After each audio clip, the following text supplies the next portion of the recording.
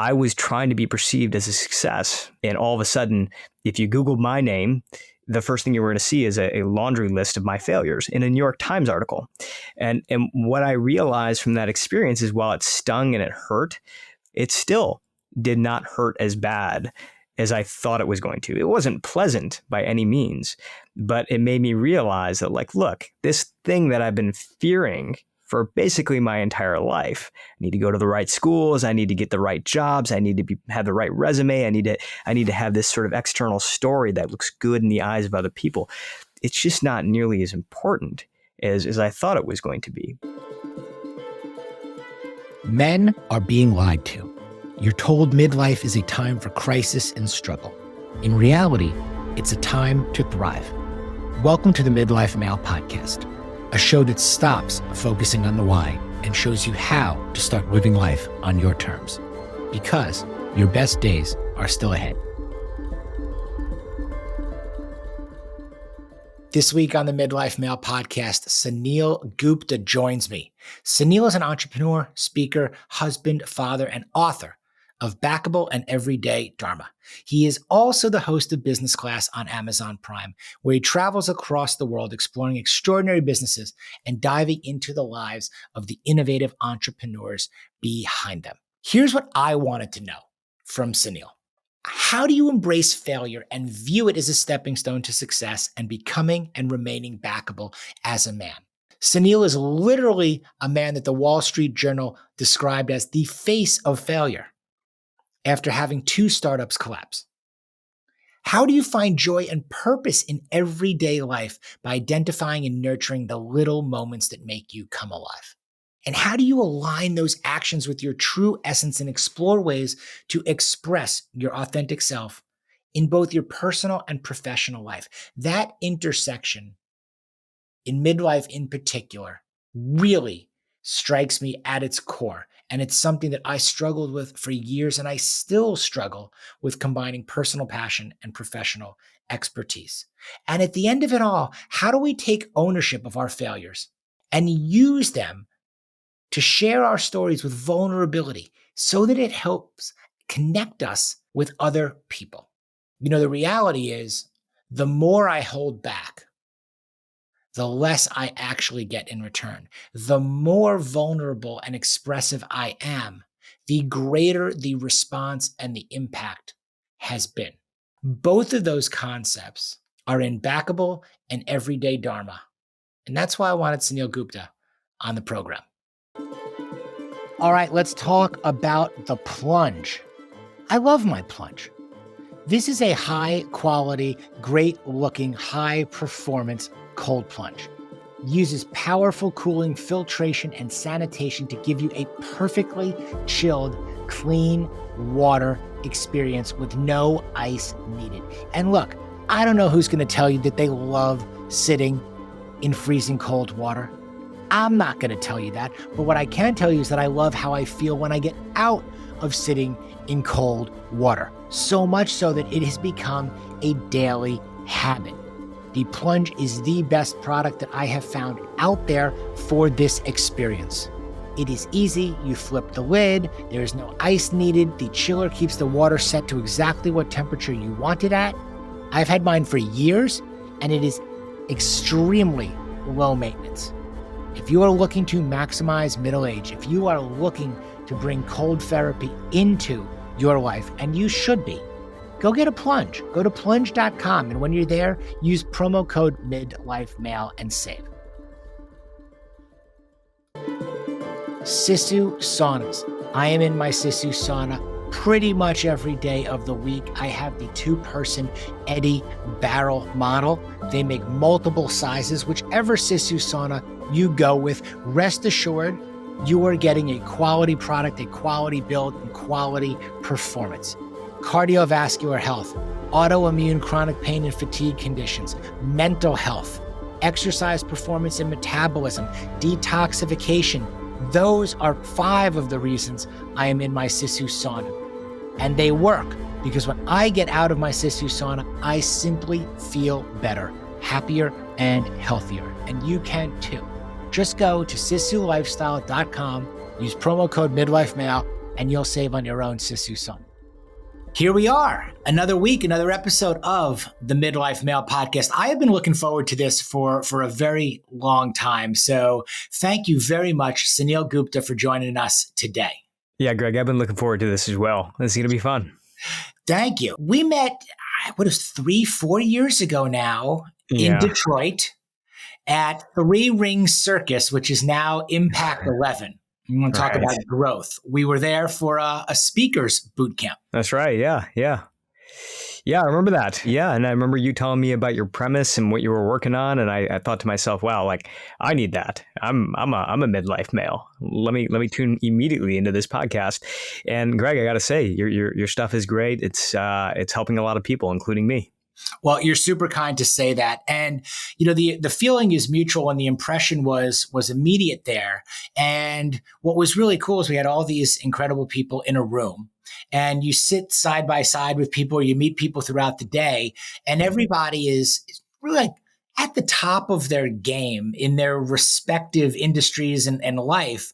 But we were all very new to this new industry, which is what we were there for, was to become better speakers and to see what if we had to say and find our voice could reach, more people. And at the time you were talking a lot about being backable there. And I'd love to, I know we want to also talk about everyday dharma and kind of go through this, but if we could start with, I was fascinated at the time with the concept of being backable. And I think a lot of my own personal growth and mission, and even if you call it transformation, was largely because I wasn't backable or didn't feel backable. And how was I going to go from being, let's say, not backable or the guy I wanted to be or the guy I thought I was to being a backable man and what that looks like? Can you talk about that a little bit? I just think it's just such a great kind of like frame of mind. Like, are you a backable man? Yeah, well, I felt exactly the way you did, which is I didn't feel like I was backable. And the way that I sort of realized this is when I pitched over a dozen investors on my startup idea, and I got rejected over a dozen times. I was batting zero. I was like, why? Why is that? And I got really fascinated and curious about, is it the quality of the idea or is it the quality of the explanation? What are we actually betting on when we bet on somebody? And I was looking at it through the lens of venture capital, but I think we go through these moments in our lives all the time, in our careers, in our communities, with just friends and family. Are we taking chances on people? And what kinds of people are we taking chances on? And how do I start to develop some of the habits that other people seem to either have naturally or they learned? That was sort of the question that I had in mind. There was a New York Times article that was written about 10 years ago, and it was about failure. And they chose me as the face of that article. And the reason for that is because I had started two companies. These were not venture backed, that had both failed. And then I was part of another startup called Groupon, which had this colossal rise and then it had a colossal fall. And so I seemed to be a nice poster child for the article. And so literally there was a point in time when you could have Googled the word failure and my face would have been your top search result. So I used that article with some advice of a mentor of mine to basically launch this expedition of what makes these backable people and what separates out great leaders. And the way that I would do it is I would actually email all these people that I admired, people who had no idea who I was. I would send them a link to this article. I would say, hey, as you can see, I don't know what I'm doing. Would you be willing to give me some advice? And I would send this article out to Oscar-winning filmmakers, to celebrity chefs, to coaches of professional sports teams, to leaders of large iconic companies. And to my surprise, my mentor was right. The response rate to that email was extraordinarily high because I wasn't reaching out under the penumbra of success. I was reaching out with this sort of vulnerability of failure. And that seemed to resonate with people. And all of a sudden, I found myself in these very honest, open, vulnerable conversations with some of the most extraordinary people on the planet. Now, again, that was over 10 years ago, and it has paved the way since then to hundreds of conversations, to 2 books, to the teaching that I do at Harvard Medical School now, to a show that I now host on Amazon Prime, where I travel around the world and I meet with these extraordinary people. And again, one of the questions that I have in mind is what is it that separates people? And how do we then sort of turn them into habits that are very learnable?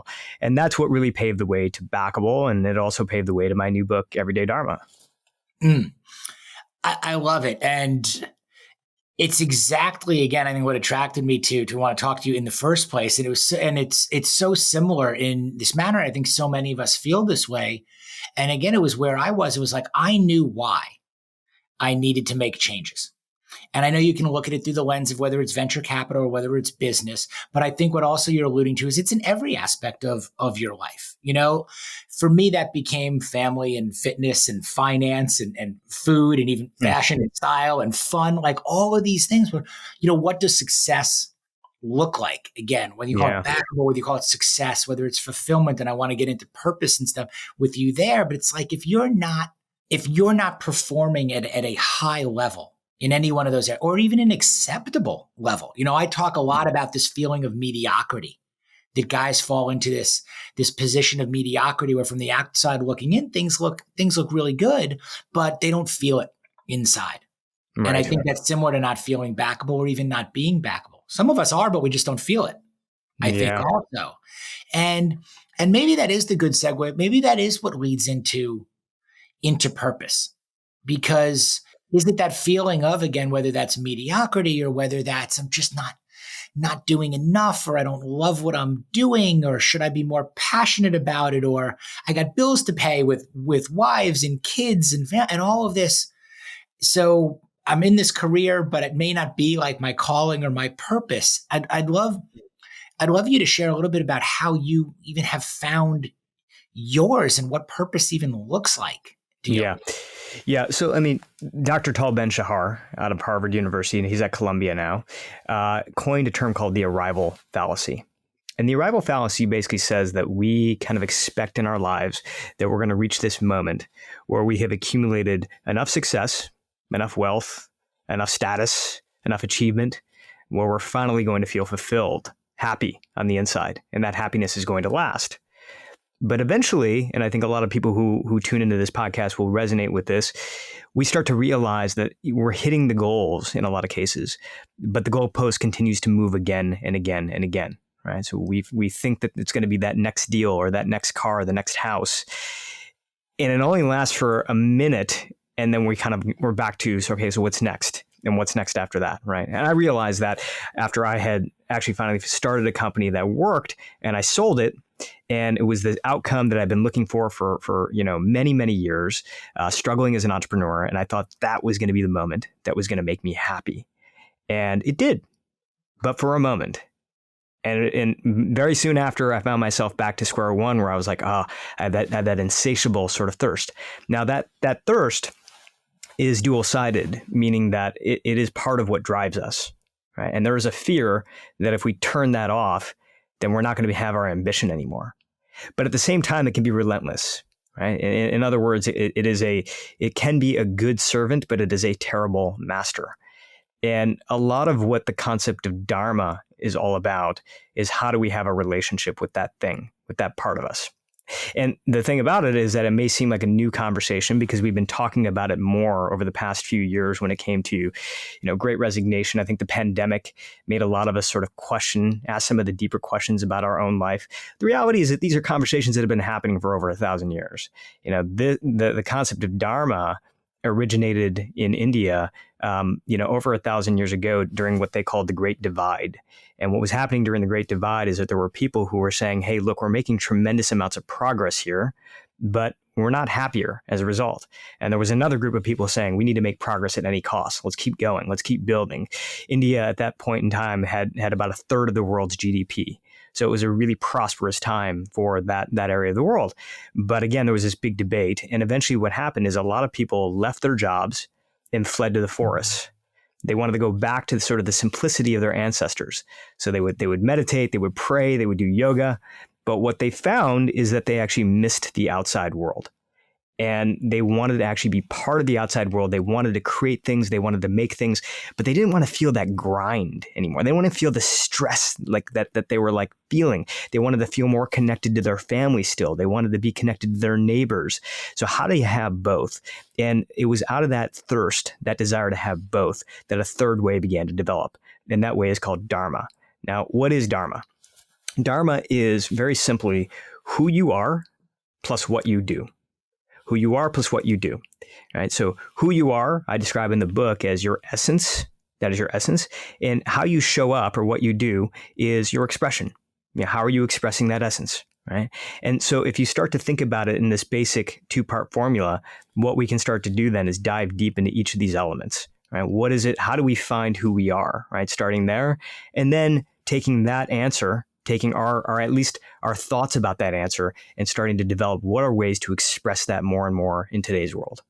Do those two always have to intersect, I guess, like that? Meaning, like, can you have your purpose, or let's say that the who you are, and then there's a what you do? Not all of us are fortunately able to, or unfortunately, we're not able to align those always in there. Is that a mindset thing? Meaning, like, I've had years where I was an entrepreneur and I was extremely passionate about starting businesses. And like you, I've had several that failed. I had a couple that went well. And, even some of my greater financial success was some of my least personal, if you will, passion. Like I felt the least connected in terms of purpose and in terms of passion to where I even had greater financial success at certain parts of my career. But I also found that the success that I was having in the business did enable me to pursue purpose and passion in other areas. And I guess where I'm going with some of this is that there's this a lot sometimes a talk of I've got to quit my job and I've got to follow my passion, or if my purpose and my profession are not aligned, well, then I'm never going to truly be happy or live in. Is there a way to, again, because these things can be very irresponsible in middle age in particular, to just up and quit because I don't feel connected or I don't feel a purpose over here and who I am is changing, but I've accumulated responsibilities, obligations. Sure. Yeah, no, totally. So I think it's a great place to begin because oftentimes we confuse the conversation with purpose as this Instagrammable reel where you sort of quit your job, flip off your boss, buy a one-way ticket to go meditate on a mountaintop to go figure out what your life is all about. That's not it at all. Right. And if you think about sort of the origins of these conversations, this was not happening at a time where everybody was living in the 1%. Many people were living in poverty, and yet they were still asking the questions about deeper purpose in our lives. Right. So that's sort of myth number one, is that this is a 1% conversation. We all deserve to have a sense of purpose in our life. And I think the thing that you're getting at is, look, we also have duties. Right. So we have duties and we have dharma. And sometimes this intersection that you're talking about is less clear for certain folks who don't have the flexibility.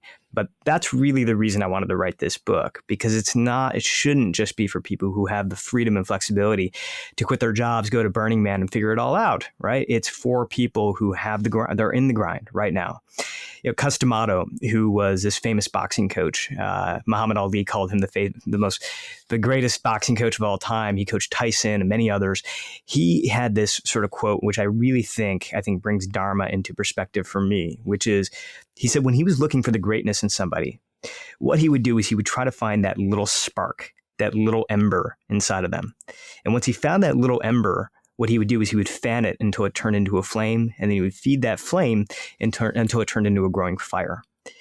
And the reason that matters for us is because oftentimes we think that what we need to do with anything like purpose or meaning is we have to go on this outside expedition. But the truth is that there are these little embers that are inside of us. They're inside of our day-to-day.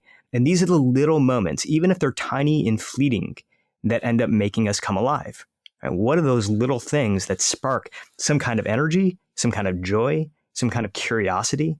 Right? And when we find those, we can start to double down on them. I'll give you a story. So there was a nurse named Karen who was working as an ER nurse inside of a hospital. She'd been there for 20 years. And she was kind of coming to the realization that I think many of us do, which is like, is this all there is? Like, I'm kind of going through sort of the day-to-day grind and I'm not quite feeling it as much as I did before. But one of the things that she did is she started looking for, well, I can't quit right now. I have duties, I have obligations, I have family, I have commitments. Where are the moments in my day where I am experiencing that joy? And to her surprise, and to the surprise of everybody around her, those little moments happened when she was filling out patient paperwork. So patient paperwork is where you fill out like all the clinical details of somebody, right? Like it's like usually this quick, mundane sort of exercise. But she found that when she was doing it, she was feeling this like little bit of a spark, this little bit of an energetic hit, and she didn't know why. So she started to ask herself, like, why? Why is this? She got curious about her own curiosity. And what she realized is that when she was filling out these forms, she saw it as an opportunity not just to fill out the clinical details, but to talk about who the person was. Who did they love? What did they like doing? What mattered to them? And it was those details, whenever she got to write just a little bit about that, that made her come alive. So knowing that was an ember, she started to fan that until it turned into a flame. So when she was filling out this paperwork, she really leaned into it. She would take a few extra minutes and really kind of like put her heart into these little details about the person, flesh out who they really were. Her paperwork, these forms, which again are clinical, can be boring, can be people hate them. They became legendary throughout the hospital system. Doctors, nurses, other clinical workers could not wait to read Karen's forms because they knew that every time that they did, it was going to give them that spark. It was going to make them feel that bit of joy, remind them of why they do what they do. Right? Those forms became the little embers of her life. They led her back to her dharma, and she didn't have to quit her job. She didn't have to completely abandon everything she was doing. And I think it really comes back to this myth, Greg, which I think you and I both agree with, which is you don't have to abandon your life in order to transform the way that you live. I think it's spot on. And I think it is that it's leaning into where do you find joy? What lights you up from within?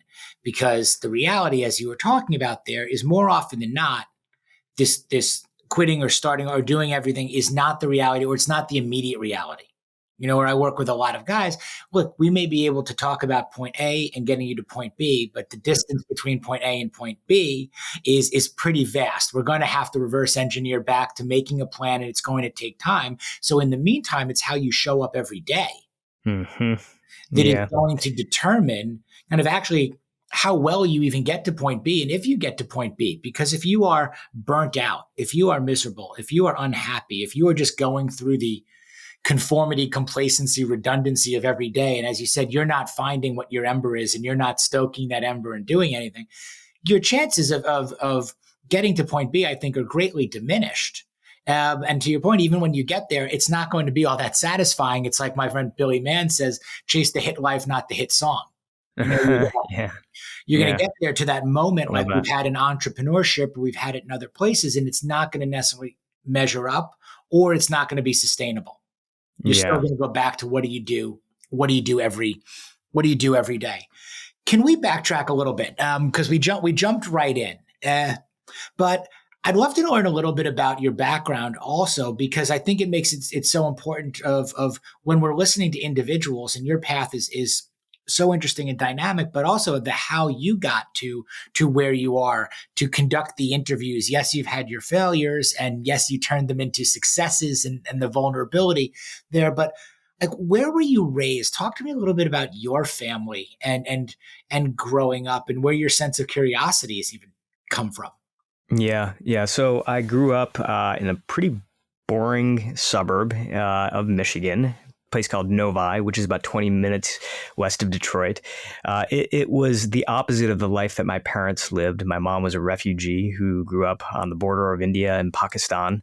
No running water, no electricity. Had this dream. And the dream was that one day she wanted to be an engineer with Ford Motor Company, because Ford Motor Company was the sort of almost Google of its day. It was the well-known company that even if you lived in a tiny village, which was completely disconnected, you heard of Ford Motor Company. And she had. And so she wanted to one day get on a boat, get to the United States. And her village and her parents got behind the dream. There was literally a collection pot in the middle of her village where people put money in. Eventually that pot grew large enough for her to escape poverty and get out to the United States. She got a scholarship to Oklahoma State University. She took that, education, got her way to Detroit, Michigan. She applied for her dream job. And after getting rejected many times, she ended up becoming Ford Motor Company's first female engineer in 1967.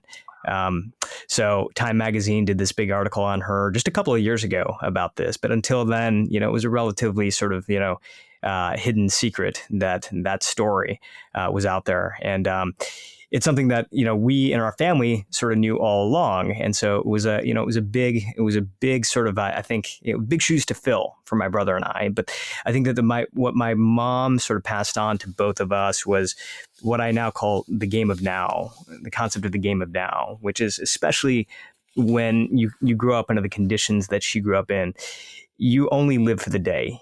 You don't know what's going to happen. Her family had everything taken from them, which means that at any point in time, things can be taken from you.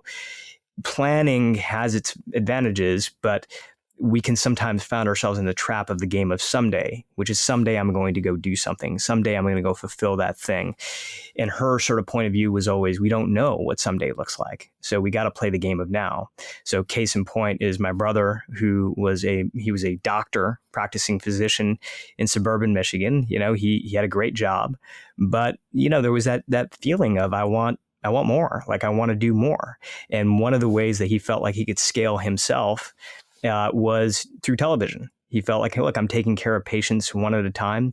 What if I was on television helping people understand how to handle their own health? But he had no journalism experience. He had no on-air experience. But what he did have was the game of now.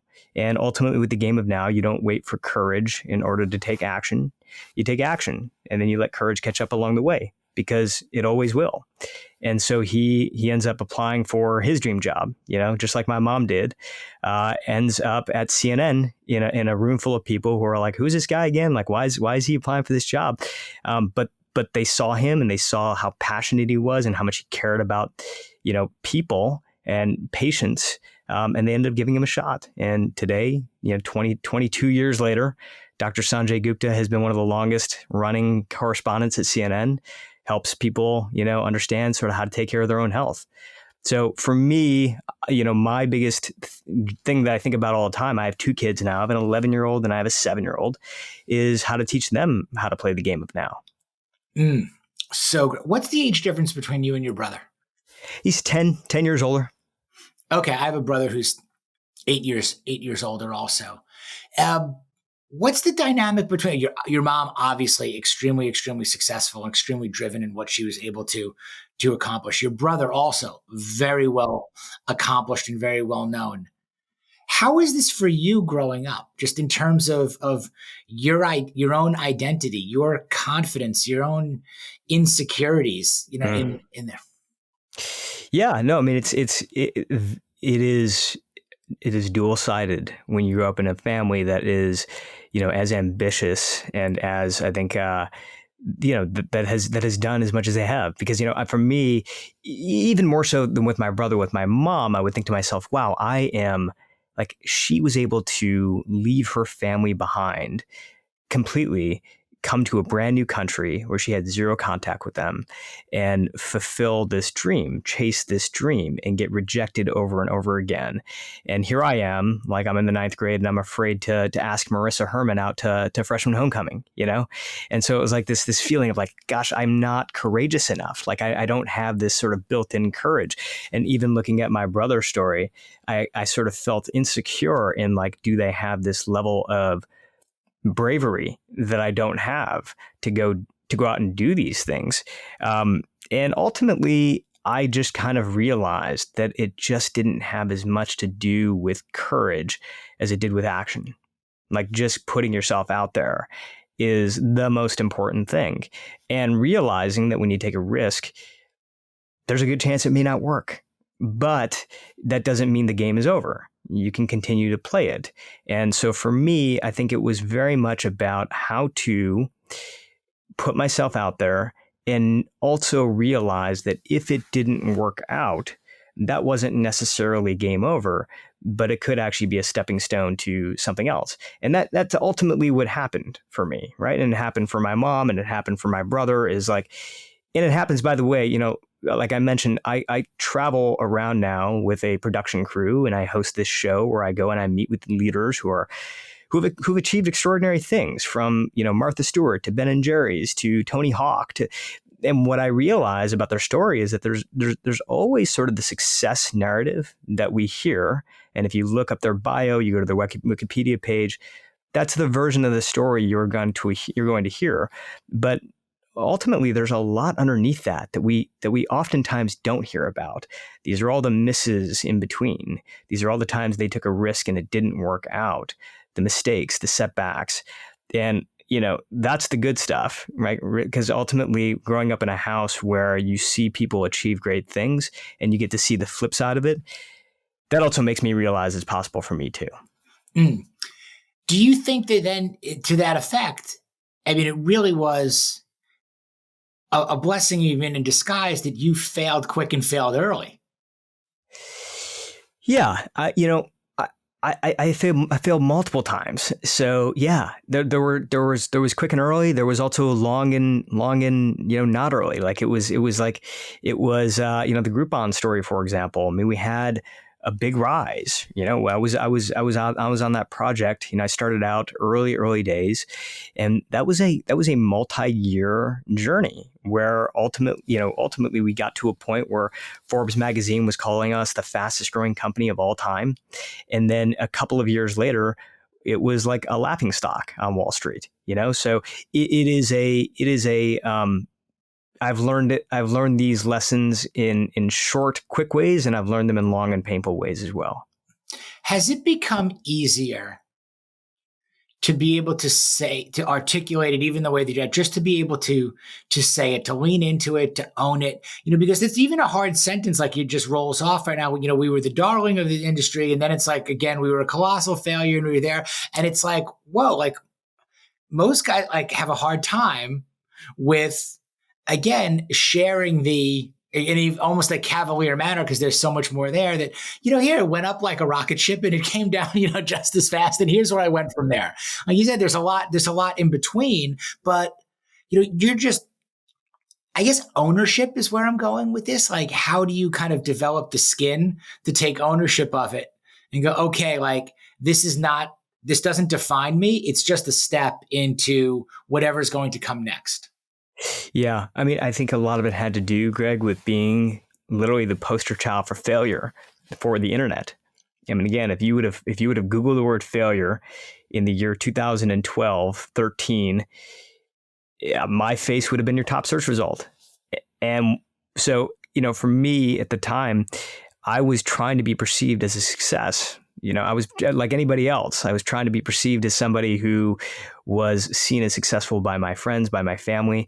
And all of a sudden, if you Googled my name, the first thing you were going to see is a laundry list of my failures in a New York Times article.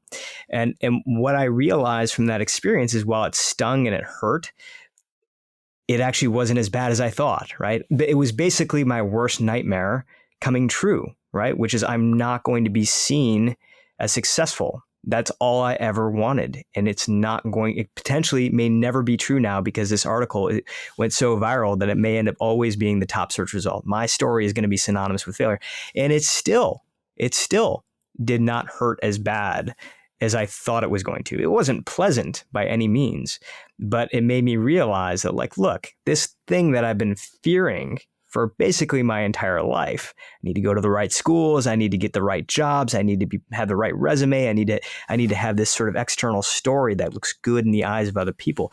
It's just not nearly as important as I thought it was going to be. But on the flip side, what I realized is that when it comes to having quality conversations with people, to really be able to connect with people the way that I want to as a writer now, if I can sort of talk about all the things that went wrong, that frees people. That frees people up to talk about all the things that went wrong for them. And that's the good stuff, right? I mean, Bill Gates was right when he said that success is a lousy teacher. Now, I have nothing to offer the world if all I'm doing is outlining people's successes. As a writer, my job is to figure out what went wrong and what do we learn from it. Because if we can learn from those moments, not only are they like that, not only is that the good stuff, like not only is that the gold, but I also feel like that's the most transferable to everybody else, because I think we can all relate to that. Right. And so that's my job as now this person who is kind of like, traveling the world, trying to figure out what these habits are. I think it's so spot on. And I think it's also that you can successfully fail. Like I've had this book title for years. It was called Michael Eisner Bought My Business, Then I Successfully Failed. Because it was what you were describing a little bit with Groupon. All of a sudden, I had backed into this business and then had taken on this high profile partner, and it was all over the news and the media for a while. And then just as quickly as we were successful, it was as quick as we failed. All of a sudden the articles were the opposite. It was pediatricians didn't want, it was a video company. So pediatricians were now out talking about not putting your children in front of TV screens any longer. And the leagues were getting anxious, so they wouldn't issue the licenses, and all the customers were going out of business. The Circuit Cities, the Toys R Us, all the places we were distributing. So you have this big meteoric rise. And then I had this crash at the same time. And the irony was, like, failed, but to your point, you can successfully fail because you can turn it into such opportunity if you're willing to embrace it and utilize it that way. Yeah. Rumi had a big role in sort of me writing this book. And Rumi, the ancient Sufi poet. And part of it was like, I tried to go deep on Rumi's work, and I did a couple of times, but it was always sort of like some of the punchlines that really kind of like haunted me. And one of his punchlines was, the world is going to break your heart, break your heart, break your heart. But if you allow it to, at a certain point in time, your heart will crack open. And the biggest surprise is that when that happens, you're going to find all the things you were looking for. You're going to find the love you were looking for. You're going to find the passion you were looking for, but you have to allow it to crack open, right? And I think that what oftentimes we do, and I believe this is more true in my experience with men than women, is we fight that cracking open, right? And we fight that in the name of resilience. We fight that in the name of strength. We feel like, no, fuck that. I'm back on my feet the next day and I'm moving forward. And the result of that is sometimes we don't learn. We don't take the time to appreciate how awesome that experience actually can be if we zoom out to a long-term perspective, right? It may have shaped the growth that we were looking for. It may have shaped informing what our purpose is. It may have shaped relationships that we have built along the way and are about to build as a result of the harm that we have gone through. There is this great sort of art form called Kintsugi. It's a Japanese art form, and it's called the art of golden repair. And so if you go to these Japanese shops, sometimes you'll find these artifacts. You'll find this pottery with this golden lacquer that is sort of like traced throughout the pottery. And the reason for that is because those objects had been broken at a certain point in time, but there was golden lacquer that was used to pull those together. And it is not only an art form, but it is a philosophy. And the philosophy is, how do we turn our wounds into wisdom? How do we take these things that broke us and not hide them, right? Not try to make the cracks invisible, but to actually let those things shine through. Because again, if you can allow that to happen, that's where the good stuff really, really comes from. And by the way, you and I are both parents. I think this is particularly true for parenting. I think in terms of being able to say, look, I want to share with you like how many times I messed up, because I think if I can do that, it's going to give them permission to go take risks as well, to go do things that feel scary. And I think one of the worst things I can do as a parent, especially now that I, have somewhat of a reputation of being successful for, again, if you go look up my LinkedIn profile, it tells a story, right? But that's not the full story, right? The full story is all the misses in between, all the times I failed in between. My job as a parent is to make sure that they're aware of those stories, because if they're not, then they're going to feel like they have some perfectionist ideal to live up to, which just, by the way, is not true. How long have you been married? 15 years this year. Congratulations. Thanks, man. Going into it, okay, even for your wife, this is before kids and you're getting married. Mm-hmm.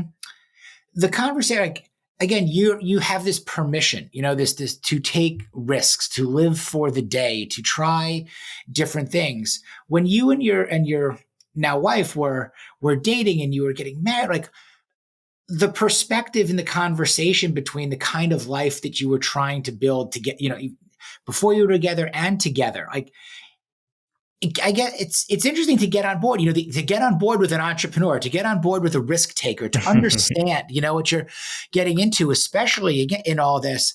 I'd love to hear a little bit about maybe what we're not seeing, there, because it's a roller coaster. I'm at 23 Yeah. with Wow. with my wife and 25 together, and various incarnations of career, of life, of having a career, not having a career, starting a family along the way.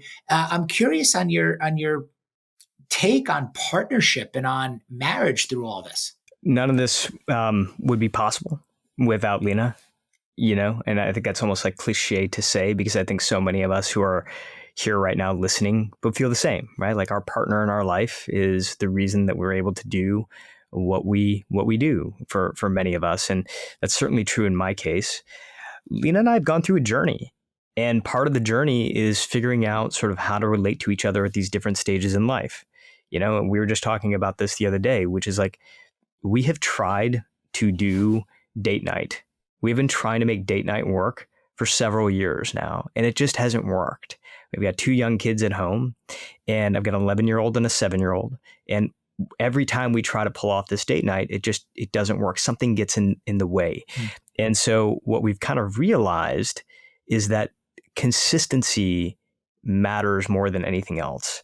And for us, the way that shows up is we have 15 minutes usually in the morning between the time we get up and we get our act together and the kids wake up. And in that 15-minute period, what we often do more days than not is we sit down together, put our phones away, and have a cup of coffee. Right? And during that 15 minutes, we get to just talk. We get to look each other in the eyes. We've sort of made a rule that we're gonna minimize the co-parenting stuff during that time. We're not going to talk about schedules as much and what we need to do. We're just going to connect with one another, right? And that 15 minutes has really become the bedrock of our relationship. When we're talking about the little embers in our purpose in our life, for our relationship, that's the ember, right? That 15 minutes, and it doesn't sound very romantic. It doesn't sound as romantic maybe as a getaway to Cabo, but it actually is, because it's reliable and we know we have that, right? And so the thing that has gotten us through, I think, the past 15 years, ups and downs, failures, success, everything in between. I ran for public office and I lost, and she was along for that entire ride as well. It has been those 15 minutes. Again, doesn't sound very glamorous, but if I was going to write an article about how to have a successful marriage, that would be chapter 1. Well, I think it's the little things that are the big things. I think too often, again, we skip a lot of those steps. We think it needs to be the big thing, or we think it needs to be the trip. We think it needs to be all of these things. But when you really kind of step back and look at it, it is the little things that are the big things. And I also think to your point that consistency looks like a lot of different things. And consistency can be 15 minutes. It can be 15 minutes a day. It can be 15 minutes a week. It can be, but if you're doing it over a long period of time and you are stacking those wins, that is still consistency. Whereas sometimes the big things get confused as a consistency over intensity. The big things are intense. The big things are a lot of planning. The big things are farther down the road. The big things tend to get missed. Or you miss all the times in between to get to the big thing. And when you show up to the big thing, you're not as connected because you didn't do the 15 minutes. Yeah. I mean, consistency matters across all parts of our life, right? I mean, you talk a lot about that on this show when it comes to the way we eat and we exercise as well, right? Just being able to be consistent. The company that I started that ultimately worked was a company called Rise. And we did one-on-one health coaching right over your mobile phone. In 2012, when I started the company, it was relatively new, a new concept. And it was so new that I ended up going to Apple to explain to Tim Cook and his team like what we were doing, what we were building, because there wasn't anything really like it at the time. But one of the things we found after having thousands of people on our platform, thousands of people who were on their own health journeys, they wanted to lose weight, they wanted to lower their A1C levels, whatever it is that they were trying to do for their health. One of the things that we realized is that people who were trying to make wholesale changes were the least successful. right? People who were coming in saying, I want to do paleo. They would be successful for a short period of time and then they would fall off. It was the people who took the little habits, the little things, and it could be minor. It could be drinking a glass of water before every meal. But the people who took little habits like that, and then to your point, started to stack them on top of one another. Those are the people that may not have had the most immediate success, but they were the people, if we looked 3, 6, 9 months out, they were the people who had the best results, and they were the people who were able to retain those results over time. Right? And so this consistency, I think, really, really matters. And I think it gets to another point here, which is like when we talk about purpose, it is possible to have purpose in life and to still be exhausted. I see it all the time, right? So as somebody who is affiliated with Harvard Medical School, I teach physicians, I teach frontline workers, people who are very passionate about what they do, but they feel burnt out. And sometimes there's this belief that if I can just find what it is that has meaning in my life, I will be free of burnout. And that's not true. You do have to take care of yourself. You do have to give yourself energy because purpose and energy go hand in hand, right? So part of living a life of dharma, a life of purpose, means understanding how do I fuel myself with the energy that I need, then to go fan the flame, right? How do I feed the flame? So one of the chapters in the book is called Prana. And prana, it stands for extraordinary energy. It's an ancient technique for how do we bring more energy into our life. And one of the very simple habits, getting back to consistency, is around this idea of what I call rhythmic renewal, which is that if you look at the highest performers across all different walks of life, they're taking somewhere around 8 breaks every single day. 8, which like sounds extraordinary, right? I mean, given the world we live in, it's so back to back to back to back. But one of the ways that we can bring this into our life is what I call the 55-5 model, 55-5, which is that for every 55 minutes of work, whenever possible, you're building in 5 minutes of focused, deliberate rest, 55-5. Not always possible. You're not going to interrupt a big client meeting or a big moment for it. But more hours than not, what I find is it is possible. When I work with even like the highest performing leaders, executives who are in charge of massive, massive teams, there are several hours throughout their day where they can build in this 55-5. Instead of calling a 60-minute meeting, they can call a 55-minute meeting. Instead of sitting down for a 60-minute block of work, you're sitting down for a 55-minute block of work. And one of the biggest pieces of pushback that I get when I'm implementing this with the people that I work with, the teams that I work with, is like, they will tell me, hey, I'm actually trying to get more time in my day right now.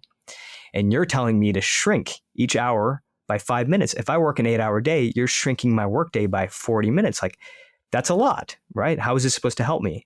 And the answer is that every single one of those 5 minutes is scientifically proven to make the other 55 minutes far more effective, far more collaborative, far more creative, far more energetic, all the things that we associate with success. The people that I work with will often tell me they are experiencing as much energy at the end of the day as they do at the beginning of the day, just by taking these 5-minute breaks throughout. Is so much of this also the accumulation of the conversations that you have, the interviews that you were doing? I mean, I call it this. It's this aggregation. You've had hundreds, if not thousands, of conversations. Now, and I'm pushing 240, 250 of these. And it was a similar thing. It's like, go out and try to find people that know the answers, or have interesting things to talk about. And then it's this, okay, you can aggregate from all of the information that you're taking in and the stories that you're hearing. And then it gets into what I call this curation phase. Like, okay, I'm going to curate it down to what I think is really going to work for me and what lands well with me. And then the biggest key is eliminating what doesn't. Is it as simple as that? Like, can we actually just listen? I'm also getting into the similarities that you heard or that you take away from these conversations when you put them in the aggregate. Similarities, differences, like, okay, here are characteristics of successful individuals or successful men. Here are similarities and characteristics of all these areas. I can apply them into different categories or different buckets of my life, and I can bring them together. I don't really have to know anything. I don't really have to make anything up that's original. Like, it really does exist. I just have to be smart, wise enough, and open-minded enough, and maybe, vulnerable enough, or drop my ego at the door to listen and then implement and put into practice what's really out there. Yeah. No, I think it's a really good point. I mean, I learned these habits in the field, and then I bring them back to my lab at Harvard Medical School, and I analyze them, and I try to figure out, is there science behind this? Is there something that's really of substance behind it? And if it passes that test, then I start talking about it to my audiences, in my classrooms, in my boardrooms, through my books. But even then, what I believe that I'm offering people is really a menu more than a playbook, right? And with that menu, what you're basically doing is you're trying things, right? This is a menu of experimentation because you have to figure out what actually fits in your life and how it fits. Because the way that a practice might fit in your life might be different. So going back to the 55-5 model, for example, what happens during that 5 minutes is really up to you. And you have to experiment with that. I was on the set of Top Gun Maverick, the second Top Gun, and I was there to sit down with Jerry Bruckheimer, who was producer on both films. And when I was chatting with Bruckheimer, one of the things he did is he pointed me to the trailers that were on the set. There was Tom Cruise's trailer, there was Miles Teller's trailer, there was Jennifer Connelly's trailer. And the point that he was trying to make to me is that what happens inside those trailers directly impacts what happens on the set, the way they perform. Right. So the question, though, for you, and I think for all of us, is what do we do when we're inside that trailer? So one of the most common examples is Jon Favreau, who made a lot of the Marvel movies and Iron Man. He plays the ukulele. When he goes inside his trailer, he is so burnt because he has been writing, he's been directing, he's been acting, he's playing the gamut of roles that he needs a reprieve, and he plays the ukulele inside his trailer. And after playing a few minutes of the ukulele, he comes back and he's refreshed. So we have to figure out what our ukulele moment is, because there's a lot of science saying that if you spend 5 minutes figuring out what that is and you invest those 5 minutes throughout the day, you are going to be far more energetic, far more creative, all the things that we're looking for, more confident. You're going to be better with your family, you're going to be better with your colleagues. But there still is a cycle of experimentation and awareness that is up to you to figure out what it is that works for you. So much there. And also you bring up Bruckheimer, and it's like, okay, I immediately think of Don Simpson, like his former partner, and go, okay, two very, very talented guys who produce movies very, very different ways, who also did it dynamically together for a very long time. It's there too. Yeah. What's your ukulele? So I've got a menu. I've got a whole list of things. Okay. I've gotten into breath work. Breath work, I think, is really important. There are certain breathing exercises that I can do in just a few minutes. For example, alternate nostril breathing. I don't know if you've ever tried that, Greg, where you're breathing inside the left nostril, out the right, then and through the right, out through the left. Ancient technique, but just doing that for just a couple of minutes is probably my fastest way to reset. There's an exercise out there called tracing, where what you're doing is you're literally tracing your right hand from your left shoulder all the way down your arms to your fingertips, and then doing the same thing on the other side, left hand to right shoulder, tracing down your arm to your fingertips. And what that is doing is it's tracing along what they call the heart meridian. And it's literally taking you out of your head and into your heart, because your hands are associated much more with your heart. And so what you're doing is you're tracing from sort of your head region down to your heart region. And I find that to be magical. Like if I'm caught in my head, which I often am, a lot of what I do is analytical. I'm looking at numbers, I'm looking at funnels, I'm helping, executives tackle problems, and I can get really left-brained about the whole thing. I want to invite my heart back to the table. I'll do something like that. But the greatest, I think, thing that I've learned about all of this is that start to build your menu. Start to build things that you think could work for you. Start with the basics. Taking a walk, even walking to your mailbox can help. Doing push-ups or sit-ups. There are 3 categories of recoveries that I find to be sort of helpful to think about. One is connect. So connect meaning connecting with somebody else or connecting with a pet. Right. So what that means is you making a phone call to a friend and saying, hey, I only have like 3 minutes right now, but I wanted to hear your voice. Or writing a kind message to somebody, even if it's a text message. There's a lot of science behind that, how that regulates our nervous system, lowers our stress levels. Or playing with a pet. Those are examples of connect. Then there's challenge. And examples of challenge are, playing an instrument like the ukulele we just talked about. It could be doing a crossword puzzle, right? Or it could be, some people like to knit. Doing something that's a little bit challenging can be very useful for getting out of your head during those 5 minutes. Then the third category is restore. Right? So we talked about meditation, we've talked about breathing, we've talked about taking walks, but there are things that restore you. So connect, challenge, and restore. I like to think about those as 3 categories. And then I like to think about what are things within those 3 categories that I haven't tried yet. And then I just like to try them. Like every day during these 5-minute breaks is a matter of experimentation. I think a lot about my grandfather, who lived his whole life in India, and he was probably still the most influential person in my life, even though I only saw him once every few years.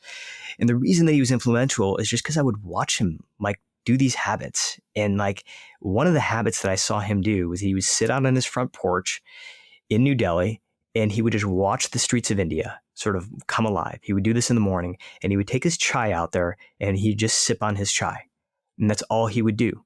And I remember thinking how strange that was, because back in Detroit, like the house was always like on fire in the mornings, right? Like my dad was like tying his tie while having a bagel in his mouth. My mom was trying to get like breakfast ready while trying to get like the kids ready. Like it was chaos. The TV was on, the radio was on. There was always chaos. But when I went to India for the first time when I was 7 years old and watched my grandfather just literally sit on his front porch and focus on every sip of that chai, it was like, what is this all about?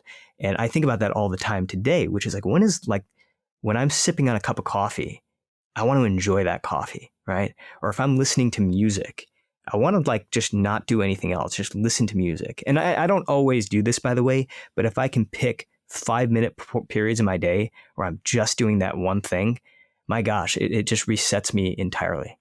I think that's such a great, important, almost disclaimer that you throw in there, which is like, I don't always do this again, because I think that's another, this perfect is the enemy of good. And I love this concept of a menu versus even a playbook. And I think these things are so important as takeaways, because I think there's this perception sometimes that, again, we have these lock steady routines every day, that these habits, behaviors, when you talk about consistency, all these, like, oh, look at these successful individuals, or look at Suneel and the Harvard lab and the books that are going on, the TV shows, that there's this rigidity to it. I don't know if I'm saying that, and that it's exactly the same all the time, and that's what this level of discipline and consistency and all these things look like. Well, the reality is kind of with the smiling is, no, not really. It sometimes looks like this. More often than not, it doesn't. I give myself permission to take the 5 minutes and be intentional and be focused. I don't always get it. But again, I have a menu of options, things that I turn to. I've got a guitar on the wall over here, and I have my menu of options. I don't always get both nostrils in, all of these other things, but I have strategies, tactics, go-tos, my definition of consistency, when I can get what that really looks like, the 15 minutes with Lena here and there. And it's not, when you put it in that context, it's not overwhelming. I think it seems attainable. I think it seems achievable, and a lot less scary. Now, the key, I think, is also being consistent with even the inconsistency, or being consistent with utilizing the menu and being in the habits, but not being so hard on yourself if you miss a moment, or you miss a day, or you miss 5 minutes here or there. Is that? I think that's key. I think that's a key, because, I used to look at sort of this journey that I think you, me, and probably everybody who's listening is on in some way, shape, or form as a set of steps, right? We're continuously making progress, and every step is leading us to another level and to another level. I don't think that's true anymore. I think it's not steps, but it's cycles, right? We take a step forward, we take a step back. We take a step forward again, we take another step back forward. We win, we lose, we advance, we make a mistake. That is, I think, the cycle that so many of us are on right now. And the key isn't to try to avoid the downswing, because it's going to happen. It's just a part of the game. But the key is to realize that if you let it, every time you go through the cycle, you can get a little bit better at it, right? You get better at not resisting the pain. You get better at learning from the pain, to a point where all of a sudden, and you were asking me before, like, what is it that allows me to be so open about it? Is like, it's just not that big a deal anymore. It's not a level of bravery that I've achieved. It's just not that big a deal for me because it is part of the cycle, right? And so I think that for me has been eye-opening because I used to beat the shit out of myself if I felt like I had made progress and then I slipped. But now I just sort of realize like, yeah, there are going to be days where 55.5 is totally clear to me, and there are going to be days where it is not. And that's okay. But it is a tool inside my backpack. And as long as I know that tool is there, I can breathe a little bit of a sigh of relief knowing that even during the hardest times, there's something there to help me. I think that's what it is. I think that's the transformative moment or the transformative realization, whether that's from kind of that feeling of mediocrity, like we talked about, and I do, to this feeling of maximized. I was asked the other day, well, like, what's the thing that takes you from, let's say, mediocre to maximized? And I think it's what you were just talking about right there. I think it's that feeling. I think it's that, okay, I'm the pitcher. I've now seen the entire batting order. I've gone through the cycle. I'm seeing them a second time right in there. I'm just moving forward. It's not as scary. It's not as overwhelming. It's those small little things that add up each and every day. It's not one thing in there. If it's any one thing, it's the mindset of I'm just going to keep doing, I'm going to keep trying, I'm going to keep showing up, I'm going to keep learning, and I'm going to accumulate enough of these experiences and moments that they're going to get me somewhere. And it is not that straight linear line from where I am today of feeling like this to I have to get to this other place in order to feel, whether that's the dharma or whether to become backable or whether that's to feel maximized. It's literally tomorrow or even later today that you can start to feel that way by doing that one thing. If you've never breathed through one of your nostrils and you try it today, that's a positive action step. That's right. To feeling whatever you want to necessarily call it. And then the next day that you take the walk and breathe through one nostril and so on and so forth, you start to go through the cycle. All of a sudden you stack that up weeks, months, quarters, years. And now you've really got something, and you can sit here after all these conversations and say, okay, well, that's a pretty sizable body of work. I'm pretty comfortable now in how I can talk about this. You talk about a circle. I've heard you talk about a circle, whether that's circle of mentors, circle of people. I've heard people talk about this different, whether it's a personal board of advice, like who's in your circle. And this year, actually, I just launched my first one, the Inner Circle with Midlife Male. This group of 8 amazing middle-aged men from various, let's say, backgrounds and walks of life, but unified and aligned in terms of want self-improvement, improve access, network, insights, awareness. How do we continue to get better? I'm curious of kind of who's in your circle. You talked about a mentor early on. Who's in your circle? What are the qualifications? Like all of this. And you surround yourself with so many people. How do you build that for yourself? Yeah. Well, I love the idea that you're pulling your circle together. It's something that I've been thinking about as well. Because for me right now, it's been a lot of one-on-one relationships, but I do have people who are in my circle and they fill different roles. In my first book, Backable, I talk about what some of these roles are. But I think it's important to have somebody who is a cheerleader in your life, somebody who you kind of know you're going to like get that last bit of juice from them when you need, somebody who's going to always lift you up. I think it's important to have somebody who is a coach. I think it's important to have somebody who is a collaborator. And I think it's important to have somebody who's a critic. So those are the 4 C's: your collaborator, your coach, your cheerleader, and your critic. And the critic is usually the one that sort of, raises the eyebrows, because why would you want that person in your circle? But I think that when you find somebody who has your best interest at heart, and they're not afraid, though, to point out sort of the things you're not seeing, that is somebody to hang on to. And so those are the types of people that I have in my circle. And within each of those types, I can certainly peg like who those people are. And they've been a collection of people. Two of the people in my circle I've known since I was in the 2nd grade. They're both my collaborators, and they've helped me with my books. They've helped me think through, I think, some of the harder decisions in my life. I have a coach that I lean on, and I have been leaning on since out of college. And my wife, by the way, plays that role for me as well. And then I have a critic. It's a friend that I met in law school who I always go to when I want to get when I need to get pounded on a little bit to kind of put me back into check, or if I have an idea that I have some conviction about, but I'm not quite there and I need to sort of fill the holes and I need to know what those holes are. I have that person as well. But I love what you're doing. And I think that everybody ought to really think about that, which is like, because I am right now too, which is like, having constant connection with a circle of people and even being sort of the harbinger that brings that all together where you're connecting on sort of a regular basis. I think people are craving that right now. It used to maybe sound like something that was nice, but I think it actually today is necessary.